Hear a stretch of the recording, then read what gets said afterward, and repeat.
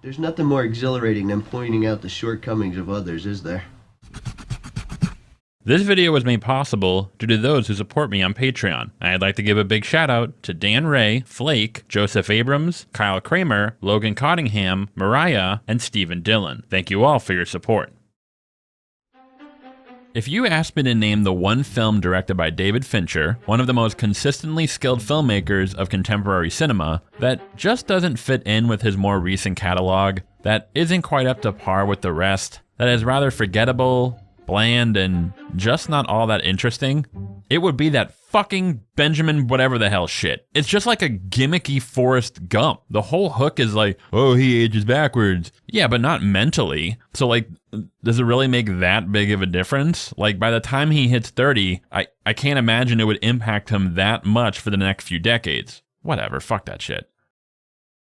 Anyway, Zodiac is a masterpiece. The film tells the story of the pursuit for the notorious Zodiac Killer, who to this day has never been conclusively identified, though the film is quite explicit about its own contentions as to the killer's identity. The most fascinating thing about the film is that, on paper, it should have never gotten off the ground. The shooting script came to a monstrous 207 pages, the final film having a runtime of 157 minutes, well above the average of your standard Hollywood release. The material in and of itself isn't exactly something studio heads will be at each other's throats over. There are basically no action scenes in the traditional sense, the film being comprised almost entirely of dialogue, and there was the fact that audiences will be going into the film probably knowing that the case was never definitively closed, and thus, the mystery element would be significantly dampened, the film acting as more of a character study about the dangers of obsession. And yet despite this, the film was widely acclaimed, and it's considered one of the best films of the 21st century. I slept on the film when it was first released, but upon rewatching it, I was absolutely floored, particularly by the insane pacing. Despite the film's length, lack of traditional action scenes, and me being aware of the culprit still being unidentified, the film is able to keep you constantly engaged. And this piqued my curiosity as to how a story that on paper seems like such a dry, droll affair became one of the most gripping films of the last 20 years. And the answer is Causality. Before we dive in, let's talk about pacing. Pacing, which is in reference to the way a story unfolds, its ability to keep your attention, make character and plot developments feel authentic, is a bit of an elusive concept. It isn't exactly something you can read a book or manual on. Honing the pacing of your writing is more about watching a lot of films, both those that work and don't work, and just sort of absorbing it. However, good pacing can be broadly attributed to certain elements of the filmmaking and storytelling. So what are these elements that result in Zodiac's incredible pacing? Being in the hands of David Fincher doesn't hurt. His filmmaking and editing expertise, use of mood and music, leading to almost every film in his catalog being a sight to behold. Almost being the key word. But rather than focus on the filmmaking, I want to discuss the storytelling, as it is the use of causality that I argue makes the film such an engrossing tale that never lets up. When I discuss causality, I am referring specifically to how each scene leads to the other, how there is a very clear cause and effect to each transition, how the story just seems to flow, if you will. Have you ever watched a film where things just sort of happen? Like one event occurs after the other, but they feel really disconnected? Like you could have just shifted them around any which way and it wouldn't have made all that much of a difference? This is a frustration I have had with many films. A character states they need to go to some place to do something, but instead of just cutting to them doing it, there is all this fluff in between. Maybe to facilitate character development or set up subplots, but isn't all that pressing to what was just established in the previous scene. This can be detrimental to the pacing of your story, especially a mystery or thriller. While this may be the fault of the editors and/or director for not cutting or shifting around certain scenes, Zodiac as a finished film is quite faithful to the shooting script. Thus, credit must go to writer James Vanderbilt for crafting such an efficient tale. While developing the idea for this essay, I came across a video of South Park creators Matt Stone and Trey Parker giving a lecture at NYU, where they explain the importance of causality in storytelling. We can take these beats, which are basically the beats of your outline, and if the words "and then" belong between those beats, you're f***ed. What should happen between every beat that you've written down is either the word "therefore" or "but." Come up with an idea and it's like, okay, this happens, right? and then this happens. No, it should be this happens, and therefore this happens. But this happens, therefore this happens. This happened and then this happened and this happened. That's not a movie, you know, that's not a story. Like Trey said, it's those two, but, because, therefore, that gives you the causation between each beat, and that's a story. This single piece of advice is perhaps more valuable than some entire books or writing courses. I actually rewatched a few of my favorite South Park episodes, and sure enough, almost all of them stayed true to this principle. If you were just watching a series of events where there is no clear cause and effect, is that even really a story? This therefore or but approach is found all throughout Zodiac, far more than in most films, especially those of this length and scope. The film spans a period of 22 years, jumping all across the state of California, featuring a huge cast of characters, yet is able to maintain almost constant tension and causality.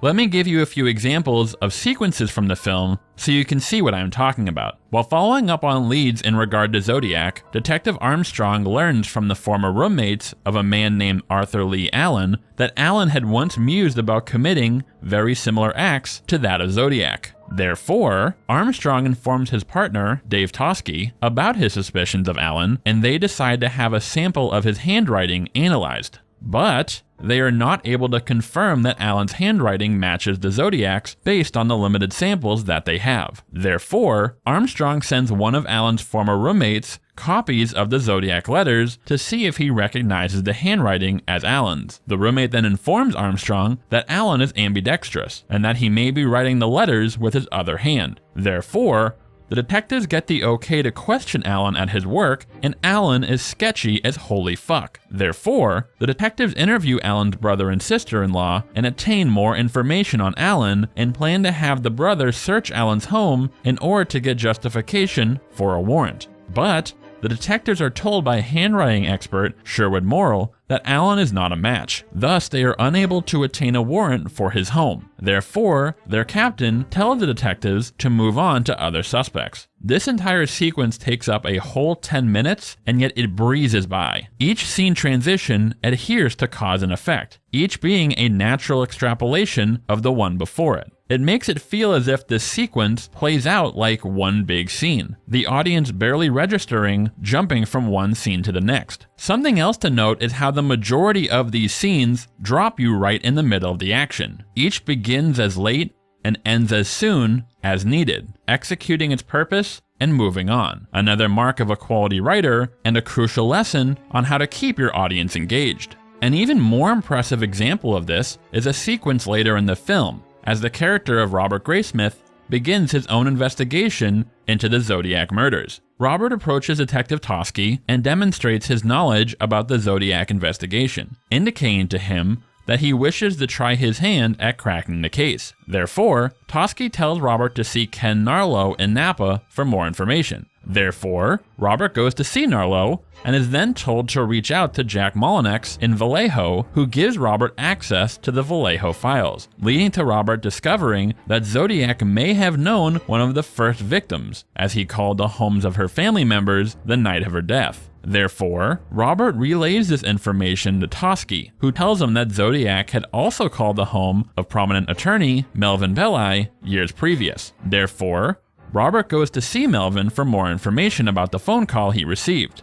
But then Robert is told by Melvin's housekeeper that she was the one that spoke to Zodiac when he called, and the killer stated it was his birthday. Therefore, Robert relays this to Toschi, who tells Robert to see Mel Nikolai to confirm if any of the suspects had the same birthday. Therefore, Robert goes to see Nikolai, but Nikolai rebuffs him and tells him to stick to physical evidence to solve the case. Therefore, Robert sets up a meeting with Sherwood Morrill to once again analyze Zodiac's handwriting, but Robert is then contacted by an anonymous caller who tells him that the Zodiac's name is Rick Marshall. Therefore, when Robert meets with Morrill, he asks him about Marshall and learns that the same man who called Robert, Wallace Penny, visited him and asked him about Marshall, and that Marshall was never cleared via handwriting. Therefore, he meets with Narlow again, who tells him that Marshall was his favorite suspect back when he was investigating the case, and that he worked as a projectionist at a silent film theater. But Robert is unable to obtain samples of Marshall's handwriting. Therefore,